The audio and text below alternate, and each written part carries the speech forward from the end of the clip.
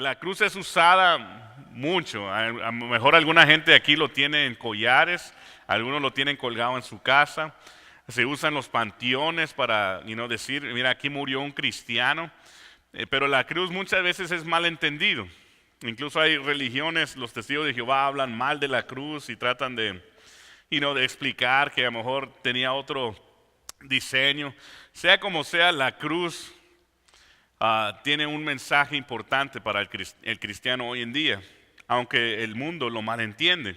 Dalai Lama, que en 1994, él es el líder en Tibet de una religión, y él dijo que Cristo perdió escogiendo a hombres incultos, o sea, que no eran muy sabios, y estos hombres eran débiles para que le siguieran. Entonces, él está diciendo que Jesús hizo un error al escoger los 12 hombres que él escogió, y que su crucifixión en la cruz fue el resultado de la debilidad de Jesús. Déjale digo, eso es lo más lejos de la realidad, porque la cruz no fue el fracaso de Cristo, sino fue su victoria. ¿Cuántos dicen amén? La cruz no es fracaso, sino es victoria, y es señal de salvación, es señal de reconciliación con Dios, es señal de nuestro auxilio en las tribulaciones, es la señal de nuestra sanidad en nuestra enfermedad, es la confianza en temor, es nuestro símbolo de confianza para toda la eternidad. No es fracaso, sino es victoria, y es lo que vamos a ver hoy. Bien, 1 Corintios 1:18. Vea lo que dice. Dice, porque la palabra de la cruz es que locura a los que se pierden, pero a los que se salvan, esto es, a nosotros es poder de Dios. Si usted lo cree, repítalo conmigo. Porque la palabra de la cruz es locura a los que se pierden, pero para los que se salvan, esto es, a nosotros es poder de Dios. Hoy vamos a ver, y que usted quiero que salga de aquí entendiendo que la cruz no es el fracaso, como dijo este señor Dalai Lama, sino que es el símbolo de victoria y es nuestra garantía hacia la eternidad. ¿Están conmigo? Pero el primer punto que hay que entender es que la cruz, el castigo para el maldito. Una vez más, la cruz, el castigo para el maldito. Déjale digo, Dios en el tiempo de Moisés nos dio los 10 mandamientos, ¿correcto? Entonces, en el tiempo, vamos a ver Deuteronomio 21, 22 y 23. Dice, si alguno hubiere cometido algún crimen digno de muerte y lo hicieres morir y lo colgaréis, ¿dónde? En un madero. Déjale digo, estos son 1000 años antes de que Cristo viniera. Pero dice, no dejaréis que su cuerpo pase la noche sobre el madero, sin falta lo enterrarás el mismo día. Porque maldito por Dios es el colgado, y no contaminarás tu tierra que Jehová tu Dios te da por heredad. Ahora, aquí el punto es de que están personas que merecen castigo de Dios, y el castigo ¿qué es? Muerte. Y los colgaban en un madero, en un árbol. Y luego aquí vemos de que el que es colgado en un madero es maldito por Dios. Ahora, ¿por qué lo colgaban? Bueno, el primer punto es de que estaba puesto en exhibición y todas las demás personas miraba a la persona que había pecado digno de muerte. Todos digan digno de muerte. Entonces, la persona que pecó digno de muerte era colgado y exhibido, y la gente sabía que esa persona había violado la ley justa de Dios. Y la condenación justa de Dios por violar la ley ¿era qué? Muerte. ¿Ok? Entonces eran puestos en exhibición. Ahora las instrucciones, ¿verdad? Sin falta. O sea, no dejes que la persona se quede ahí más de una noche, sino esa misma noche bájalo, entiérralo. Y luego dice, y no contaminaréis la tierra que Jehová te da por heredad. Y sabemos, la costumbre que aún hoy tenemos es cuando alguien fallece, ¿qué hacemos? Lo enterramos.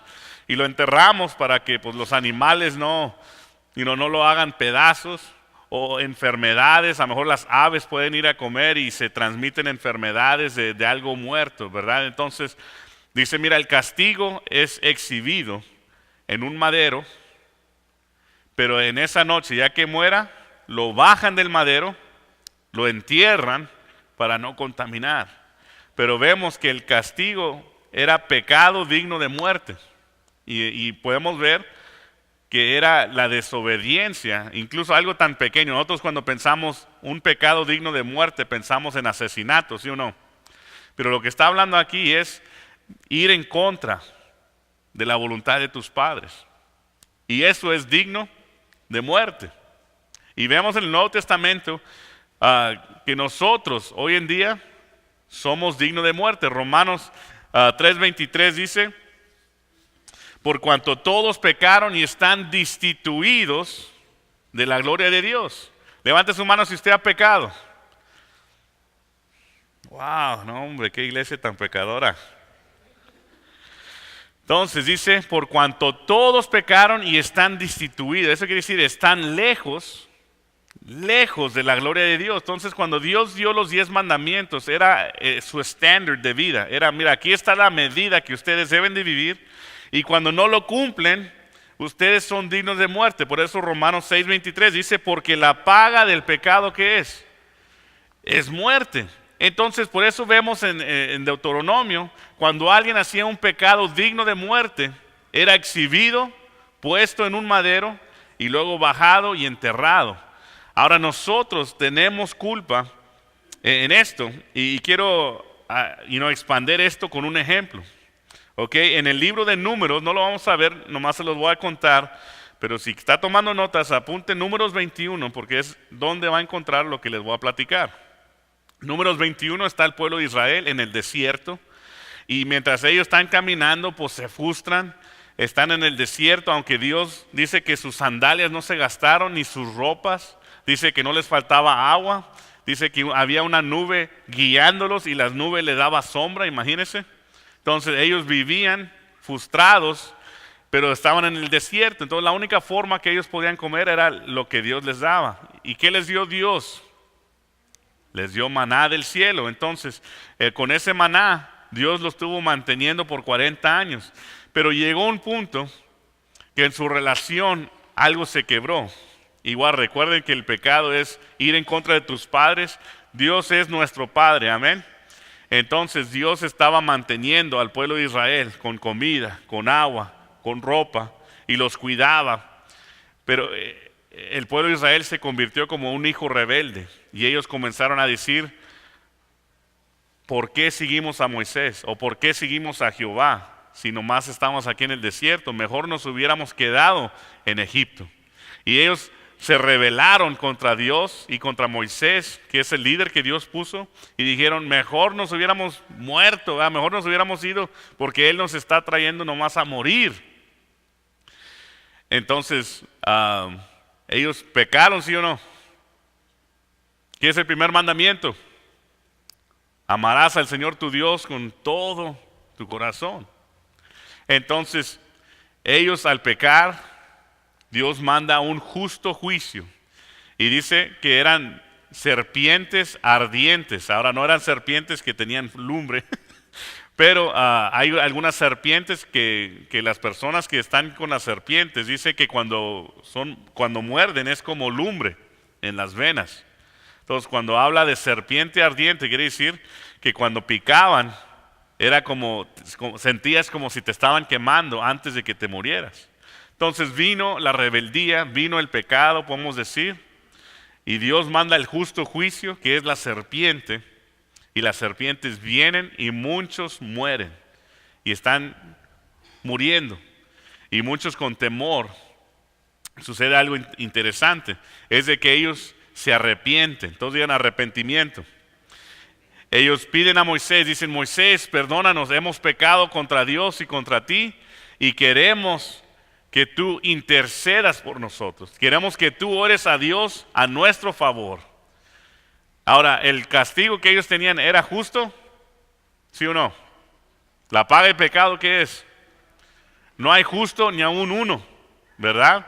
El hijo desobediente, ¿verdad? De acuerdo, imagínate, los papás tenían el derecho de apedrearlo y era justicia por la falta, imagínense. Entonces, aún con el castigo justo de Dios, ellos piden por misericordia. ellos piden por gracia, por clemencia.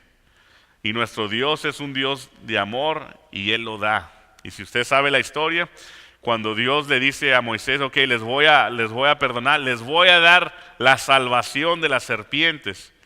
Y dice, levanta en un asta, esto es como un palo de bandera, en un palo, hazte una serpiente de bronce y cuelga esa serpiente de bronce en el asta, o sea, en el palo de bandera, y cuando alguien fuere mordido, que solamente tienen que ir donde está la serpiente de bronce y el asta, y al verlo serían salvos. Amén. Entonces aquí vemos las serpientes, algo, voy a poner ciertos puntos aquí. Entonces la serpiente fue el que originó el pecado, ¿sí o no? Fue el que trajo la tentación. Ok, nosotros somos responsables por el pecado, pero la tentación vino la serpiente, Satanás en forma de serpiente, y lo trajo. Entonces el pueblo de Israel cae en pecado, ¿verdad? Cae en rebeldía ante Dios. Entonces viene otra vez, ¿qué viene? Serpientes, símbolo del dominio de Satanás sobre el pecador. ¿Están conmigo? Entonces estas serpientes tienen poder, tienen dominio, porque al morderlos sentían el ardor de lumbre y la gente moría. Y ellos no tenían, ¿dónde te vas a esconder de una serpiente? En una hamaca posiblemente.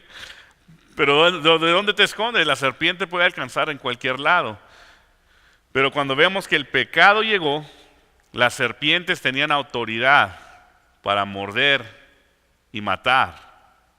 Y era un juicio justo. Pero vemos lo que Dios hace, y este es un pretty cool. Lo que Dios hace es de que agarra la maldición que merecía la gente, el pueblo de Israel, y cuando ellos se arrepintieron y pidieron perdón, Dios hace algo. Él dice, agarra la serpiente y ponlo en un asta, en un madero. Y sabemos que todo el que cuelga en un madero, ¿qué es? Maldito. Entonces la maldición que estaba sobre la gente, ahora cae una vez más sobre ¿quién? Satanás. ¿Están viendo la similitud? Ok, ahorita vamos a ver, y ahora nosotros no estamos escondiéndonos de serpientes, pero ¿qué está en nosotros? Pues el pecado. Ahora, mientras nosotros estemos en pecado, y por cuanto todos pecaron estamos destituidos, nosotros tenemos el juicio, el justo juicio de Dios diciendo que merecemos la muerte. ¿Están conmigo? Ok, pero vamos a ver en estas semanas, llegando a Semana Santa, vamos a entender qué es lo que hizo Cristo. Para hacer esto vamos a ver Gálatas 3:13.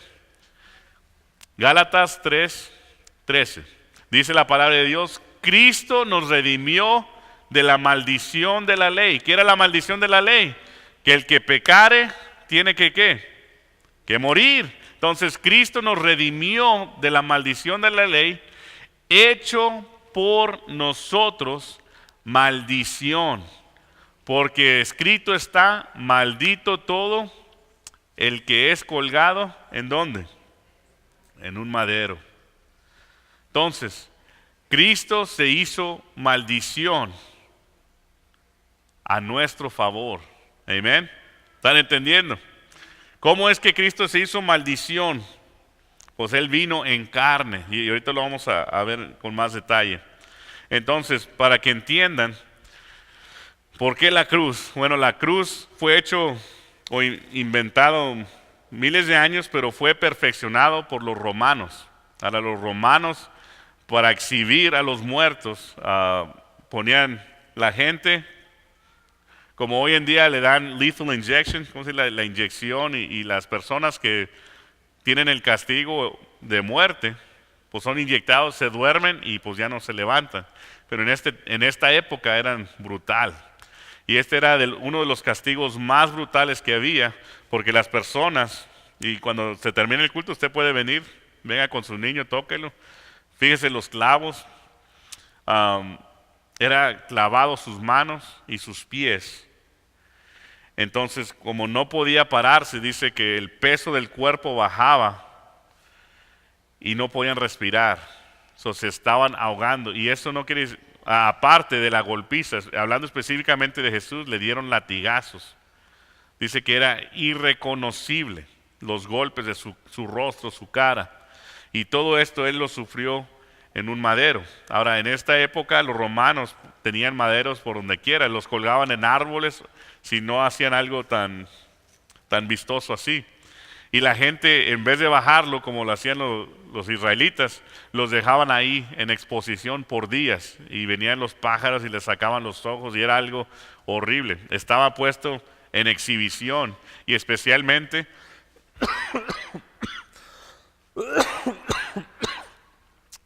si conquistaban a otra nación, exponían a los líderes, los generales, y decían, mira, nosotros le ganamos a la gente importante de tu nación, ahora ustedes son sujetos a nosotros. Entonces, pero es un madero y es una cruz. Entonces, cuando dice que Cristo nos redimió de la maldición, quiere decir que nosotros, por causa del pecado, nosotros somos los malditos, ¿sí o no? Entonces nosotros somos los que debemos de estar colgados aquí. Y cada persona que él era colgado en un madero, le ponían un edicto. O sea, le ponían una placa, aquí se lo clavaban arriba, y decía por qué el nombre y por qué eran culpables. Vamos a suponer, aquí estaba fulano, ¿y por qué está fulano crucificado? Por asesinato y robo. ¿Están entendiendo? Entonces, la muerte aquí en una cruz era el juicio, y aquí estaba la razón. Aquí fulano está crucificado por asesinato, por lo que sea. ¿Están entendiendo? Ahora nosotros espiritualmente, cuando hemos pecado, nosotros somos los que debemos de estar aquí. Y el edicto aquí, ¿qué es? Deshonrar a Dios. No tener a Dios, no amar a Dios con todo tu corazón. No honrar a sus padres por robar, por codiciar, por adulterar, por matar, por chismear, por odiar. Ponle cualquier pecado. Es tu culpa. Ahora, fíjense, estos son versículos hermosos. Colosenses 2, versículo 13 al 15. Y ojalá esto ya pinté el cuadro para que entiendan estos versículos.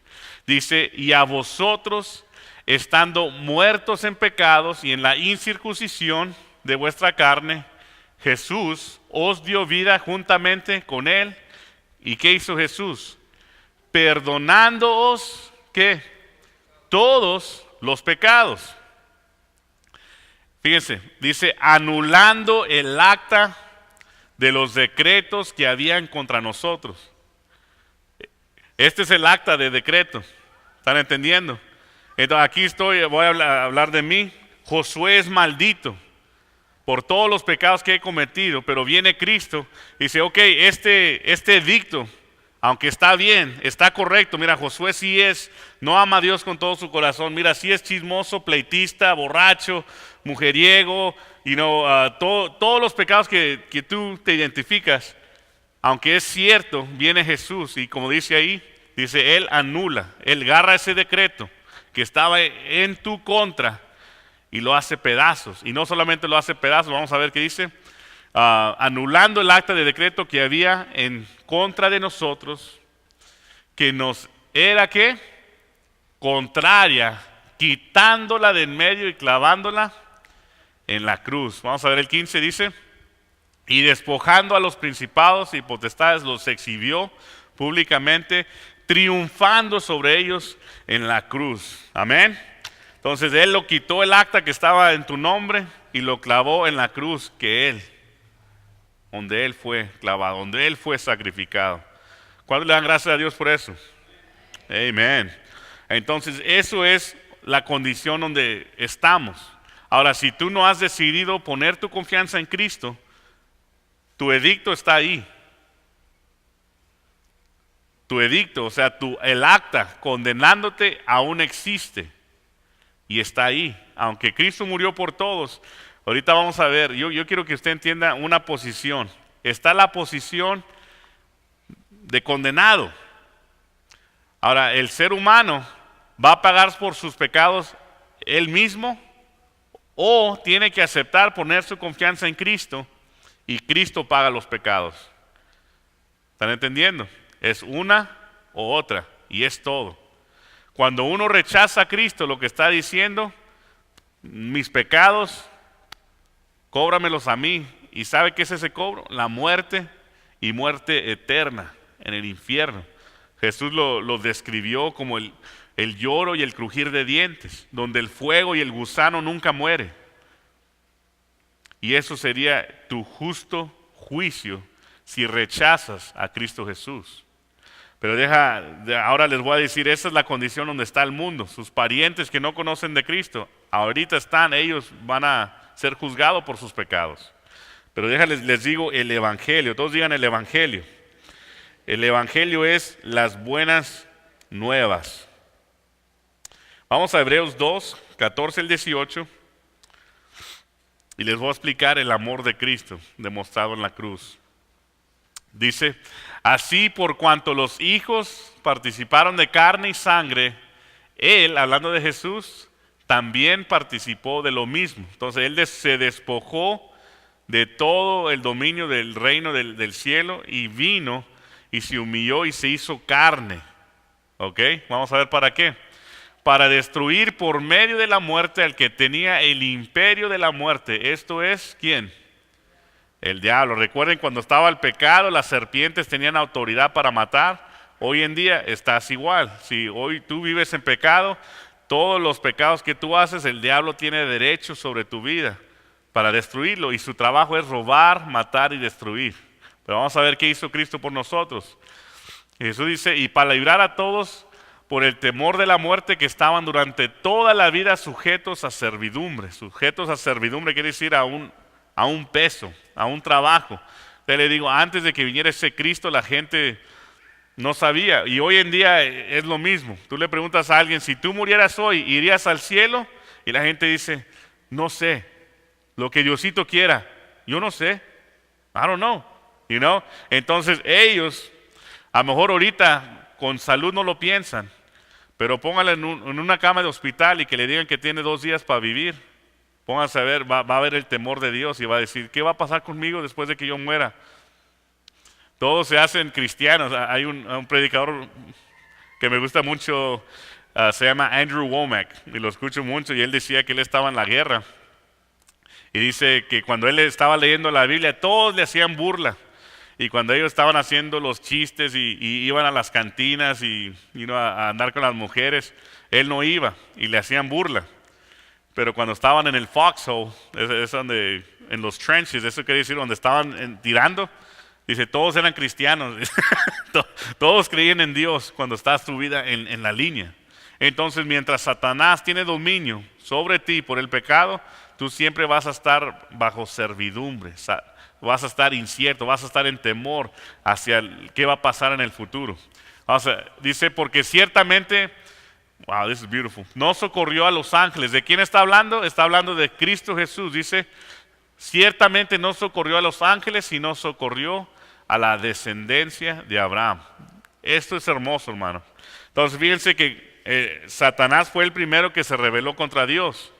Dios manda un castigo y dice que Satanás y los ángeles que le seguían cayeron como un rayo del cielo y fueron al infierno, vamos a decir, o están en el imperio de ellos, en el reino de ellos. Entonces, cuando Él los manda, los castiga, todos están castigados, pues. Pero los ángeles que se rebelaron, hoy no tienen esperanza. No hay evangelio para esos ángeles que bajaron con Satanás, sino que dice el versículo, Dios, Jesús no socorrió, no dio auxilio a los ángeles, sino socorrió a la descendencia de Abraham, socorrió al ser humano. Entonces los ángeles se rebelaron contra Dios y hoy en día no hay esperanza para ellos. Hoy en día no hay nada que ellos puedan hacer para ser socorridos por Dios, pero Dios tuvo misericordia de nosotros y Él mandó el socorro, que es Cristo Jesús, para nosotros.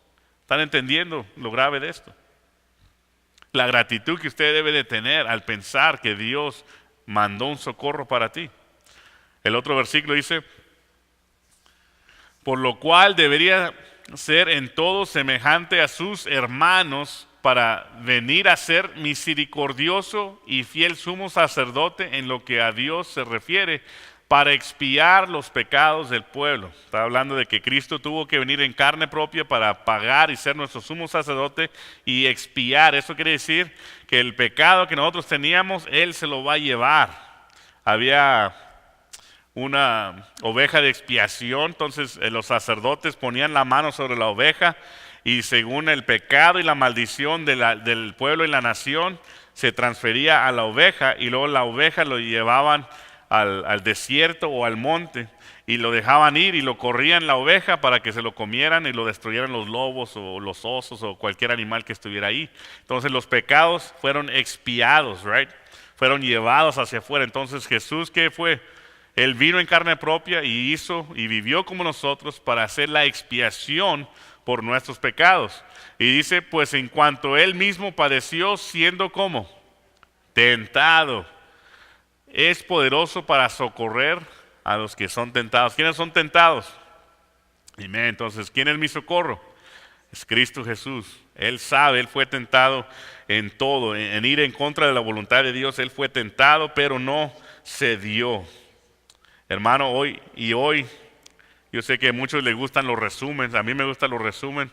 Este es el resumen. Si está tomando notas, agarre estos versículos. Juan 3, 14 al 18. Si usted quiere un resumen de la Biblia, esto es el resumen. Si usted se puede memorizar 4 versículos, memorícese estos 4, porque esto es el Evangelio. Este es el mensaje más importante hoy en estos días de Semana Santa.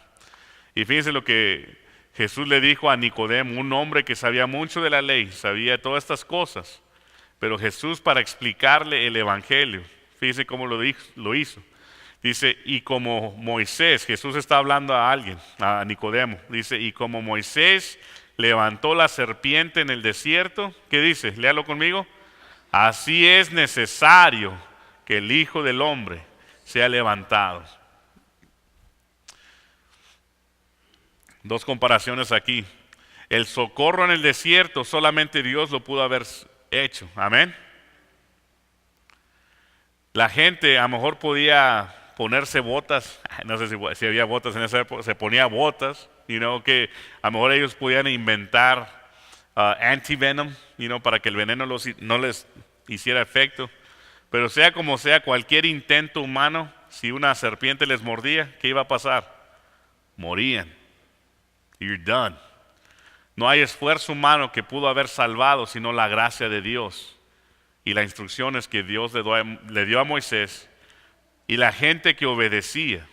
Déjate pongo en esta situación. Ponte que tú estás ahí en el desierto y tú estás bien cuidadoso, hasta te pones garras aquí alrededor, pero te tienes que dormir, te duermes y una serpiente te muerde el brazo y sientes el fuego dentro y ya sabes que el reloj está contándose y está tic, tic, tic, y tú ya viste a otra gente muriéndose. Y toda la gente que fue mordida, moría. Entonces tú estás en esta situación y tú piensas, ¿qué voy a hacer? Le vas a hablar al primo o al hermano y dices, chúpame la sangre, chúpele ahí a ver si podemos sacar el veneno.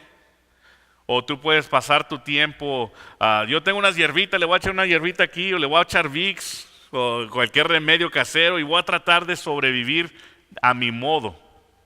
Ellos podían haber perdido el tiempo así.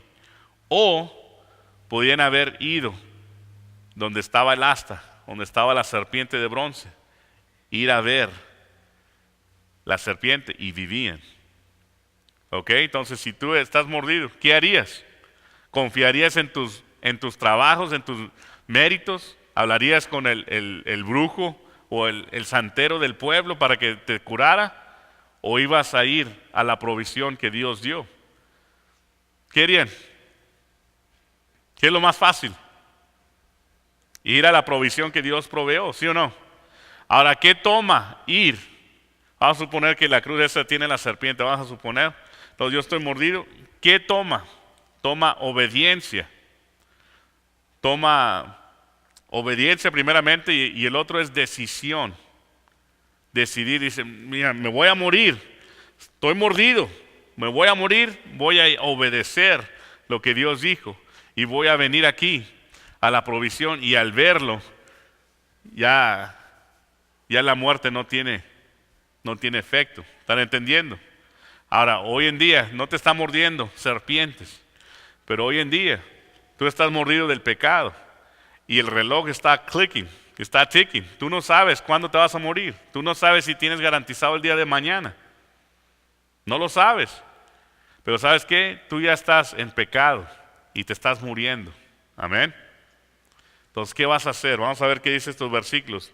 Y como Moisés levantó la serpiente en el desierto, así es necesario. No es opción, no hay religión que salve, sino es necesario que el Hijo del Hombre sea ¿qué? Levantado. Vamos a ver el 15, dice, para que todo aquel que en Él cree, ¿qué pasa? No se pierda, mas tenga vida eterna. El 16, el versículo más conocido. Dice, porque de tal manera amó Dios ¿a quién? Al mundo, que ha dado a su Hijo unigénito, para que todo aquel que en Él cree no se pierda, mas tenga ¿qué? Vida eterna. Gloria a Dios. Entonces, ¿por qué? ¿Por qué Dios mandó la serpiente? Por amor. Ahora, ¿por qué Dios mandó a Cristo a morir en la cruz? Por amor. La cruz es la muestra de amor hacia nosotros. Amén. Entonces, el versículo 17, fíjese. Porque no envió Dios a su Hijo al mundo para condenar al mundo. Déjale digo, hay mucha gente que piensa que, es que esa gente religiosa, esa gente de la iglesia nomás viene a condenarnos a nosotros. Déjate digo, no es cierto. Y ni Cristo te está condenando. Cristo y Dios no están en el cielo apuntándote el dedo y diciendo, mira, fallaste otra vez, fallaste otra vez, fallaste otra vez. ¿Sabe que tus fallas no le sorprenden a Dios? Ya las conoce, ya las sabe.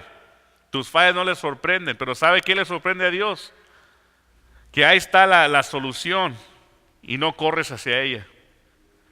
Que estás mordido del pecado y no acudes a la salvación que Él tiene para ti. Eso es lo que le sorprende a Dios, tu pecado no. Pero déjate digo, como dice este versículo, Dios no envió a Jesús a condenar al mundo. ¿Para qué lo mandó? Sino para que el mundo sea salvo por Él. Y el 18, el que en Él cree no es condenado. Eso quiere decir el que cree. Entonces la persona que era mordida en el desierto en el tiempo de Moisés, si iba a invertir el tiempo en ir a ver la serpiente de bronce, tenía que creer, ¿sí o no? Si no creía, pues no iba. Tan sencillo así. Entonces la persona tenía que creer en la provisión que Dios le dio y tenía que obedecer lo que Dios dijo. Entonces aquí igual Cristo viene a morir por nuestros pecados y como vimos el acta de muerte que estaba en nuestra contra dice que Cristo lo quitó y lo clavó en la cruz donde Él fue expuesto, fue puesto desnudo, Él sufrió la cruz a nuestro favor para quitar todos y perdonar todos los pecados. Él fue nuestra expiación, Él fue nuestro perdonador. Entonces aquí Cristo lo hizo todo, ¿sí o no? Entonces, como Él lo hizo todo y tú estás en tus delitos y en tus pecados, dice la Biblia, el que en Él cree, el que acude a Él, el que hace acciones de ir tras Él, ¿qué dice? No es condenado. Pero el que no cree, no hay que esperar el juicio de Dios. Fíjese lo que dice la palabra de Dios. Dice, el que no cree, dice, ya es condenado por su pecado. ¿O por qué es condenada la persona? Por no haber creído en el nombre unigénito del Hijo de Dios. ¿Están entendiendo? Entonces lo que te condena no es el pecado, es rechazar a Cristo. Si tú rechazas a Cristo, y déjate digo, mucha gente oye el Evangelio. Aquí en Estados Unidos hay iglesia en cada esquina. Hay radio cristiana, hay televisión cristiana, hay programas de niños en el verano, de escuelita. Hay tantas cosas. Usted puede ver mensajes todos los días.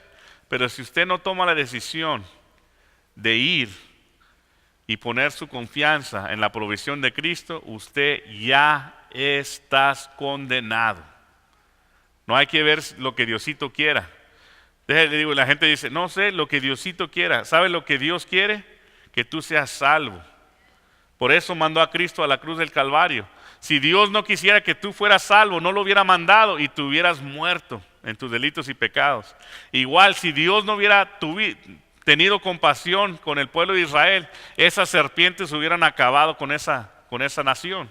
Pero Dios tuvo amor y compasión y propuso o dio la salida. Ahora, todos ustedes levantaron la mano que eran pecadores. ¿Sabes qué? La paga del pecado aún sigue siendo, ahora en el 2017, sigue siendo la muerte. Y si tú te mueres en tus delitos y tus pecados, ¿qué dice el versículo 18? Ya estás condenado. You're a dead man walking. Ya estás condenado. Pero te digo, Juan 3:16, porque de tal manera amó Dios al mundo, que dio a su Hijo unigénito para que todo aquel que en Él cree no se pierda, mas tenga vida eterna. Y termino con esto, hermano. Esta cruz es donde mi pecado fue borrado. Amén. Esta cruz es donde la relación mía con Dios puede ser reconciliado porque el pecado está quitado. Ahora yo puedo orar a Dios, yo puedo saber que Él me escucha. Esta cruz es la que me hace justo. Esta cruz es la que me salva eternamente. Esta cruz es la garantía eterna de mi alma para cuando yo me muera. Y es el símbolo, y es un símbolo básicamente. Nosotros no adoramos la cruz. Le hago ese punto claro. No adoramos la cruz. Le digo, este es mi anillo de matrimonio. Y este es como cualquier otro anillo. Pero este anillo para mí tiene un significado. Porque atrás de este anillo hay mucho amor. Amor demostrado por mi esposa en darme mis 2 hijos, en ayudarme a criar mis hijos y ayudarme en mi vida. Cuando ustedes no me echan porras, ¿sabe quién me echa porras? La que me dio este anillo. Cuando yo estoy derribado y cansado y no quiero seguir, la que me dio este anillo es la que me da las fuerzas y me ayuda a seguir. Es mi apoyo, es mi media naranja. Es la mejor parte de mí. Entonces cuando yo veo este anillo, esto simboliza mucho para mí. Aunque cualquier persona lo puede hallar en la calle y no significa nada. Ahora, este es el símbolo del amor de Cristo para mí. Eso es Cristo diciendo, I love you this much. Yo te amo tanto que yo doy mi vida en la cruz. Y cuando yo miro a la cruz, esa cruz son tablas de Home Depot. Pero lo que simboliza para mí ver la cruz y ver los clavos y decir, Cristo me amó tanto y vino a morir por mí y me dio el rescate, y yo le entrego toda mi vida y todo mi ser. Esta cruz para mí es el todo. Y regreso al primer versículo. 1 Corintios 1:18. Y quiero que salga. ¿Qué va a ser la cruz para ti? Fíjese, dice, porque la palabra de la cruz es que locura para los que se pierden. Pero para los que salvan, eso es a nosotros. ¿Qué es esto? Es poder de Dios. Por eso de pie vamos a orar. Quiero nomás tomar un tiempo. Si tú estás aquí, cada cabeza inclinada y ojos cerrados, si tú no has entregado tu vida a Cristo, cierra tus ojos, ahí donde estás, y haz esta oración conmigo. Si nunca has entregado tu vida a Cristo, pero hoy quieres que la cruz ya no sea locura, sino tú quieres reconocer ese poder de Dios, haz esta oración conmigo. Ahí donde estás. Señor Jesús, reconozco que soy un pecador y que la paga de mi pecado es mi muerte. Pero hoy en esta mañana te rindo mi vida. Corro a la cruz, corro al refugio que tú proviste y rindo mi vida ante tus pies. Gracias por perdonar mis pecados, Pongo toda mi confianza en ti como mi Señor. Y desde este día en adelante viviré para ti. Igual que tú entregaste tu vida por mí, yo entrego mi vida por ti. Gracias por la promesa de vida eterna para todo el que cree. Y yo en esta mañana yo declaro que yo creo en ti, que tú eres el Dios, Salvador, Redentor, Mesías de mi vida. Gracias por perdonarme. En el nombre de Jesús.